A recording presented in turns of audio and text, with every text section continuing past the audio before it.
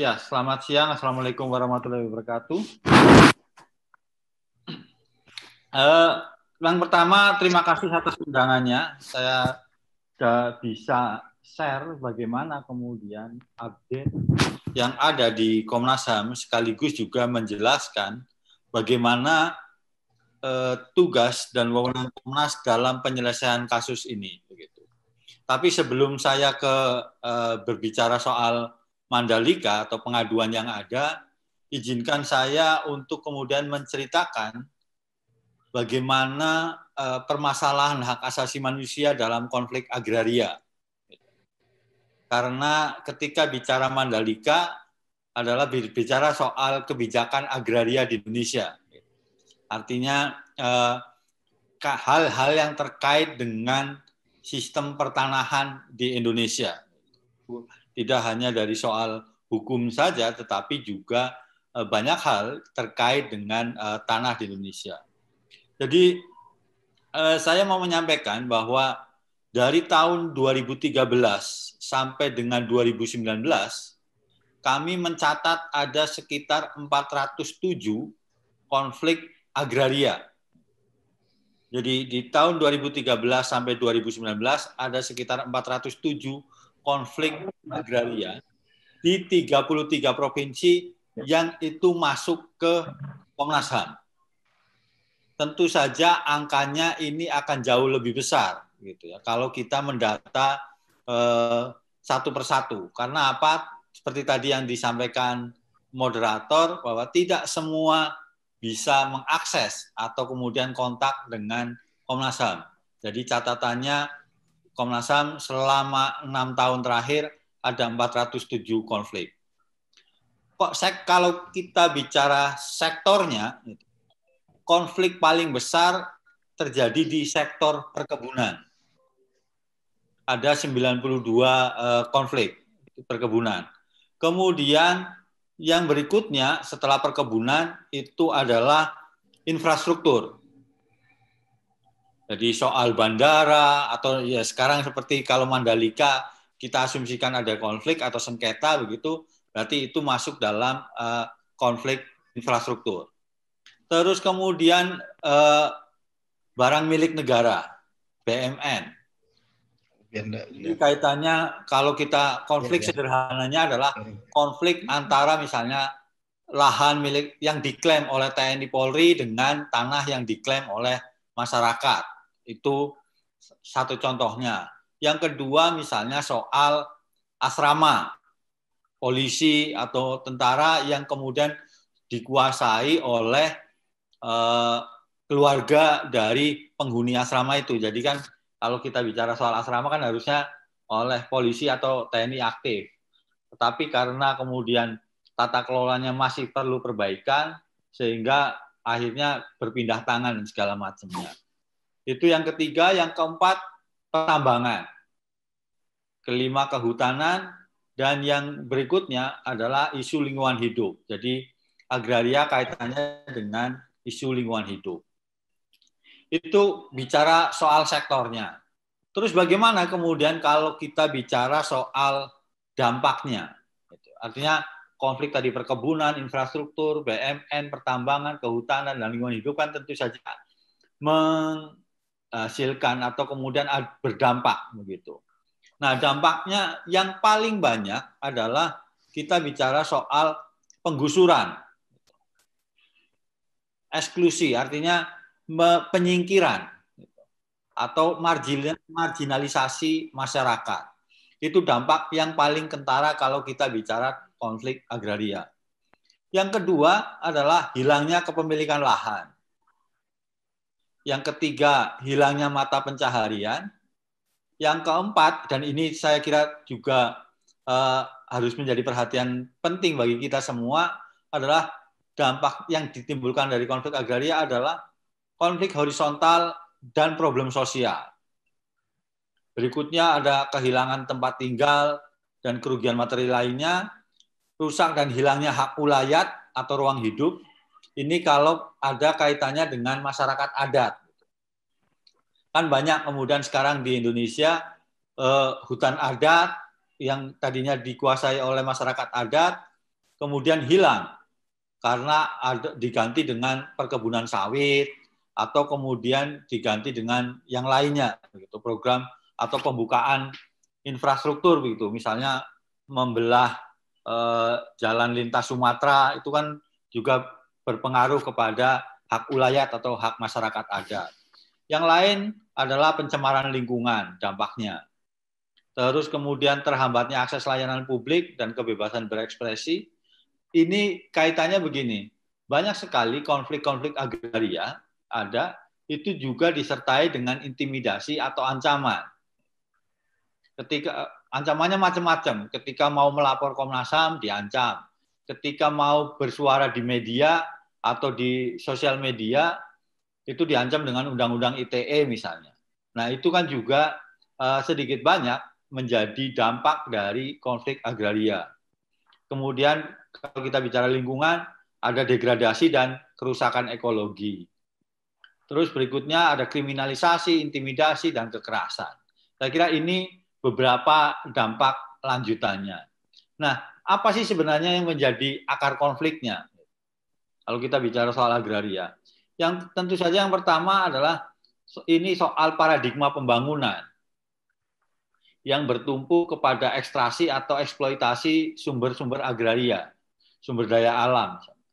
Terus kemudian ada perbedaan perspektif, cara pandang begitu antara hak masyarakat di dalam ruangnya. Terus berikutnya akar konfliknya adalah ketiadaan payung hukum bagi penyelesaian konflik agraria struktural. Banyak sekali kemudian hal-hal yang ada di masyarakat kemudian timbul konflik itu karena memang tidak ada payung hukumnya. Terus kemudian ini juga banyak adalah pembangunan infrastruktur skala besar yang minim prinsip keadilan sosial dan kepekaan ekologi. Artinya digenjot benar-benar begitu. Yang terpenting adalah infrastrukturnya jalan, negara maju tidak peduli bahwa di dalam ekosistem tersebut ada warga negara yang memiliki hak sama untuk memperoleh hak atas lingkungan yang bersih misalnya, hak atas lingkungan yang nyaman. Itu beberapa akar konfliknya. Terus yang berikutnya dari akar konflik yang berikutnya adalah soal belum adanya kelembagaan otoritatif lintas sektoral untuk penyelesaian konflik. Dan ini kemudian mengakibatkan koordinasi atau penyelesaian ketika ada konflik ini menjadi sangat lambat. Institusi A misalnya memberikan ultimatum itu ya, deadline harus kosong sekian, tapi institusi B kemudian berbeda. Nah, seperti ini saya kira juga masih menjadi akar konflik ketika ngomong soal agraria di Indonesia. Belum lagi ego sektoral, merasa pengen berjasa, paling berjasa, yang kemudian bisa dilaporkan ke atasannya, baik ke menteri, gubernur, ataupun presiden. Itu beberapa akar konflik yang ada di Indonesia, kaitannya dengan agraria. Nah, saya akan bicara kemudian soal Mandalika.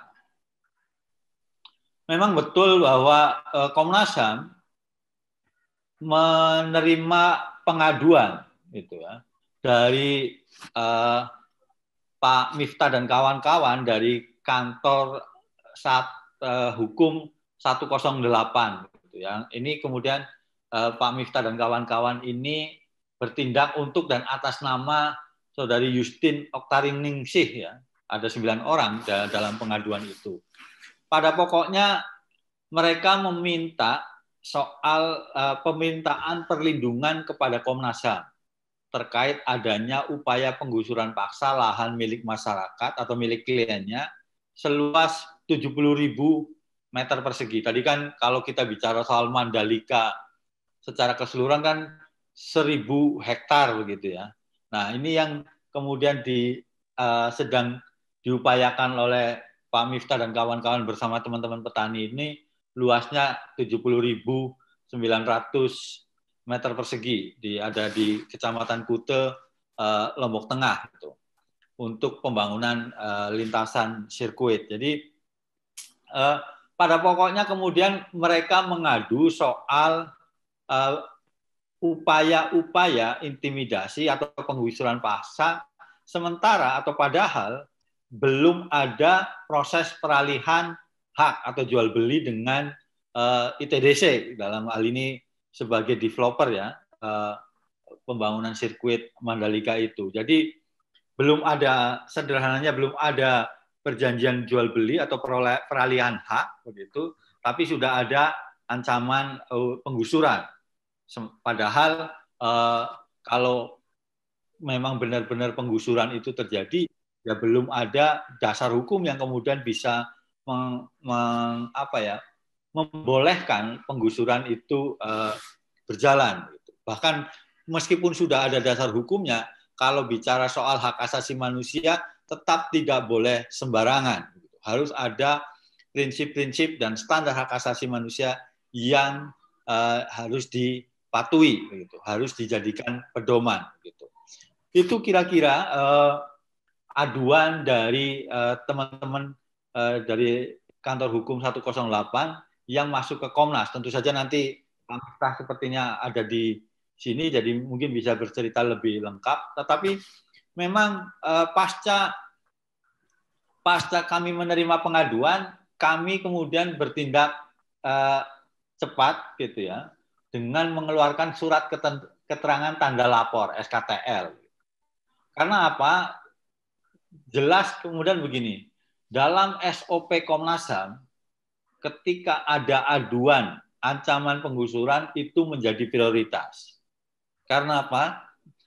Karena ketika kita bicara soal penggusuran, itu tidak hanya soal bangunan yang hilang, begitu, terus kemudian material yang berpindah, begitu, tetapi juga banyak sekali hak-hak asasi manusia yang terancam dilanggar ketika ada penggusuran.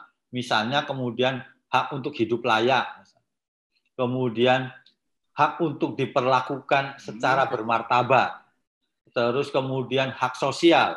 Artinya ketika ngomong penggusuran, dari yang tadinya ada dalam satu, kalau kita pakai bahasa Indonesia, misalnya istilah di Indonesia, rukun tetangga dan RW dengan tetangga kanan kiri yang sudah kita kenal, punya relasi sosial yang baik, tapi karena penggusuran itu berpindah, dan artinya membangun sesuatu dari nol kembali. Nah, itulah yang beberapa alasan yang menjadikan kenapa penggusuran menjadi prioritas penanganan Komnas HAM. Tentu saja sebagai upaya atas menjalankan SOP tadi, saya mengeluarkan SKTL. Paling tidak meminta supaya ITDC dalam karena sebagai developer menghentikan dulu aktivitas atau rencana penggusuran terhadap lahan atau hak milik orang-orang yang masih atau sedang memperjuangkan haknya. Dalam hal ini yang mereka yang mengadu ke Komnas HAM. Itu respon dari Komnas HAM. Tentu saja tadi Mas Alif menyampaikan pro kontra gitu. Tentu saja itu wajar gitu ya. Banyak yang kemudian mempertanyakan apa wewenang Komnas HAM gitu ya. Terus kenapa atau intervensi, ini dianggap intervensi Komnas HAM dalam proses pembangunan sirkuit ini, atau bahkan ada yang bilang kemudian ini menghambat program pembangunan nasional gitu. Ini kan seperti dan ada yang setuju dengan langkah Komnas. Tetapi saya ingin menegaskan dalam kesempatan ini, yang namanya proyek pembangunan nasional itu juga ada rambu-rambunya. Rambu-rambunya itu bukan hanya sekedar rambu-rambu jadwal yang sudah ditetapkan oleh pemerintah, misalnya atau ditargetkan oleh Presiden. Tahun depan harus jadi. Tidak hanya itu, tetapi juga rambu-rambunya adalah rambu-rambu hak asasi manusia. Artinya apa? Kemudian ketika kita bicara soal pembangunan, maka harus memperhatikan hak asasi manusia. Banyak sekali hak-hak yang harus diperhatikan oleh pemerintah. Bukan hanya soal akte jual beli atau hak milik saja, peralihan hak milik saja, tapi juga hak-hak yang lain. Ini yang saya kira juga menjadi perhatian, apalagi kemarin ketika pidato kenegaraan Presiden, kan Presiden sudah sangat jelas pesannya, bahwa pembangunan nasional Indonesia harus memperhatikan lingkungan dan hak asasi manusia, supaya tidak ada lagi kesewenang-wenangan dan ketidakadilan. Nah, pada titik itulah kemudian Komnas HAM mencoba kemudian mengintervensi proses yang ada dalam pembangunan sirkuit Mandalika ini. Tentu saja begini, intervensi ini bukan lantas kemudian diartikan menghambat. Tidak seperti itu juga. Karena apa? Ya lagi-lagi harus ada rambu-rambunya.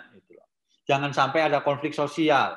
Jangan sampai kemudian negara yang berdiri untuk kemudian sebesar-besarnya kemakmuran rakyat, justru kemudian atau memberikan rasa aman, justru menjadi alat untuk melakukan atau kemudian bertindak represif, intimidatif, atau juga bahkan kemudian memberi ancaman kepada siapapun yang dianggap menghambat.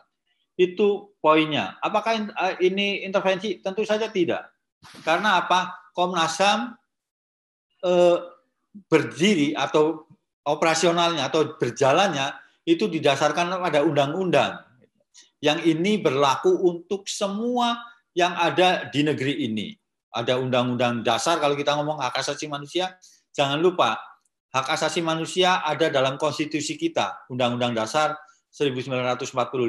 Silakan buka pasal 28 ayat I begitu. Terus kemudian yang kedua ada Undang-Undang nomor 39 tahun 99 soal hak asasi manusia. Kemudian banyak lagi undang-undang yang lain yang menjadi dasar kenapa Komnas HAM harus memastikan bahwa pembangunan Mandalika atau kawasan ekonomi khusus Mandalika ini harus menghormati hak asasi manusia. Karena apa? Inti dari hak asasi manusia sebenarnya adalah penghormatan terhadap harkat dan martabat manusia.